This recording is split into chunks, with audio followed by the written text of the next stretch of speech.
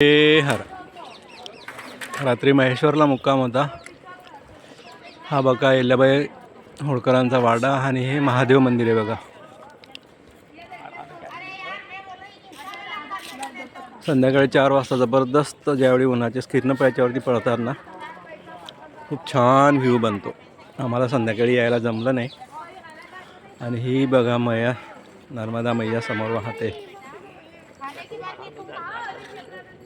मागच्या वेळेला त्या तिथं चहा घेतला होता मी समोरच्या आश्रमामध्ये दक्षिण तटावर असताना. नर्मदे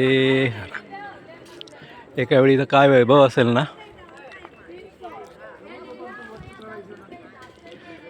काळ कुणाचाच नसतो म्हणतात, तेच खरं आहे.